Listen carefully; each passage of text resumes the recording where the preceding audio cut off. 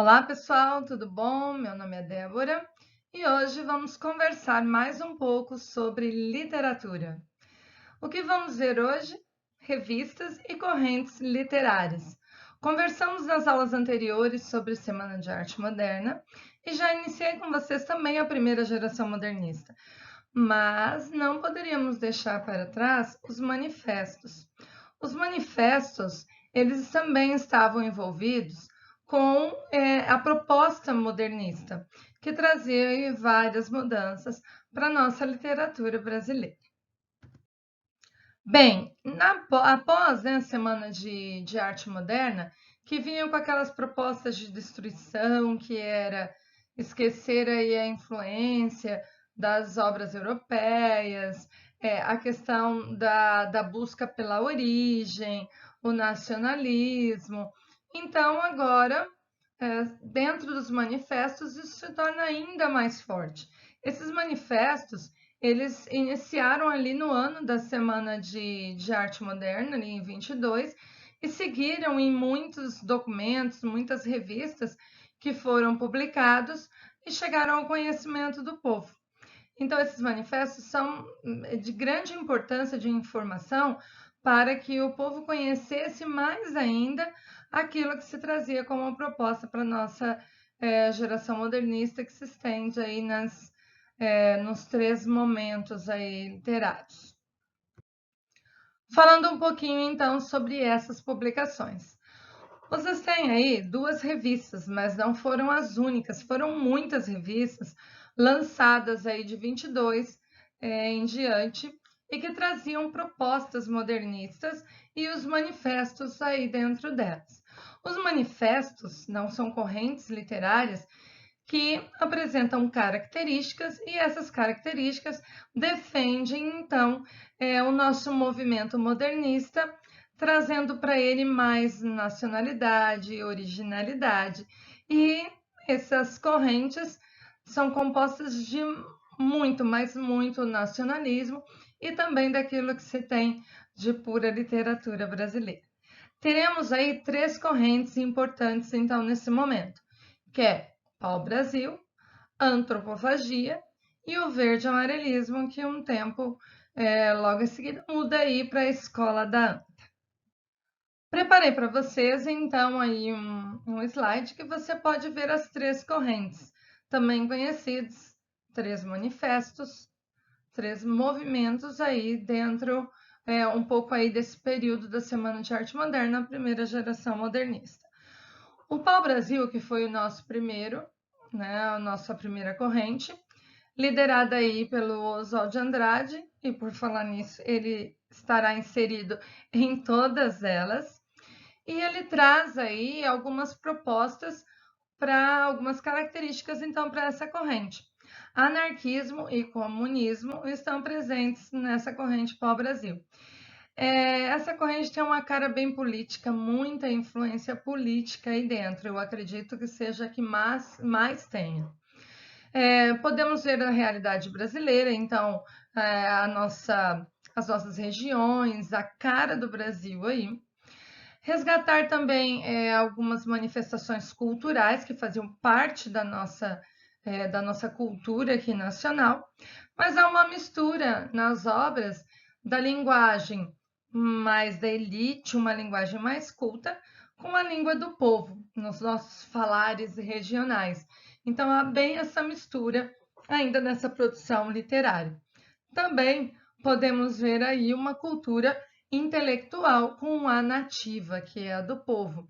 Então, é uma obra, é uma corrente que propõe ali características nacionais, mas que ainda se tem aí as influências da literatura da Europa.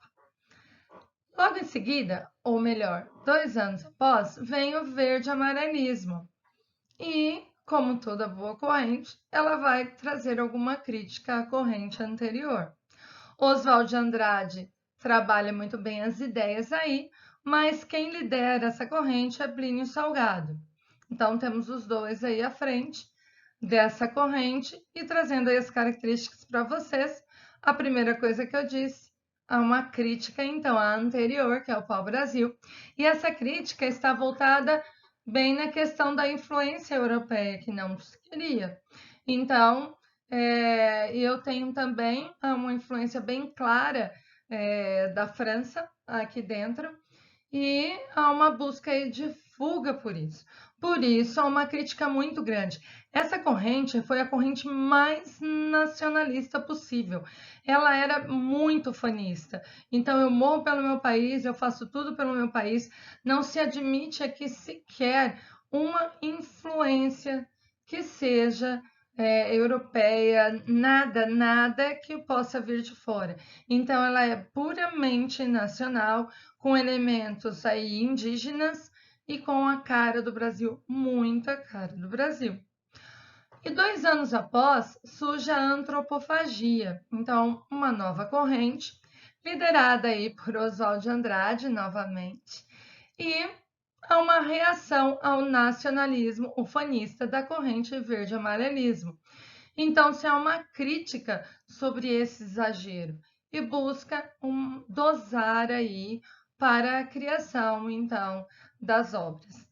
E aqui percebemos o uso da antropofagia como uma metáfora, lembrando que a antropofagia não é uma questão aí de se alimentar do outro, mas extrair do outro o que ele tem de melhor, a sua força, todas as características boas, e que eu posso trazer então para mim. E era essa a ideia desse movimento, dessa corrente, desse manifesto. Então, eu vou assumir uma postura muito crítica das influências europeias, muito crítica mesmo, mas eu posso ainda ter nas minhas obras alguma coisa dessas obras europeias. Então, eu vou extrair dessas obras europeias aquilo que tem de melhor ali e que pode estar presente na minha obra. Então, se via aí um pouco esse digerindo, né, o que é interessante e eliminando o resto. Então, é a proposta aí dessa nova corrente.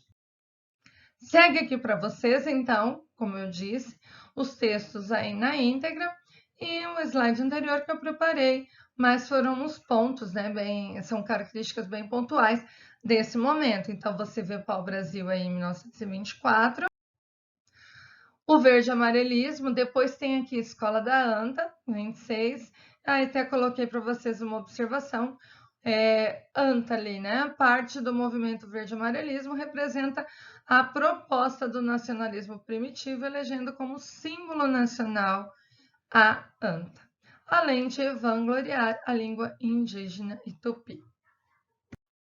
E a antropofagia, aí essa corrente em 1928. Então, depois dessas correntes, dessas manifestações, desses movimentos, fica bem claro para a gente alguns temas que norteiam aí o nosso modernismo. Então, tem algumas posturas muito nacionalistas, isso quer dizer um nacionalismo ufanista, muito exagerado, mas eu também tenho um nacionalismo consciente, equilibrado dentro dessa minha literatura.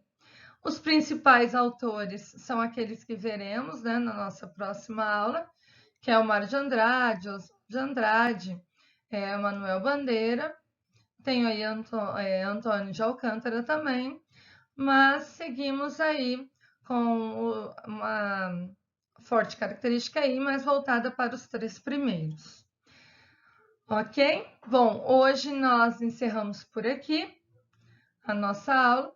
Falamos já então bem da Semana de Arte Moderna, já a primeira fase, as correntes que norteiam, e na próxima iremos falar então sobre esses autores.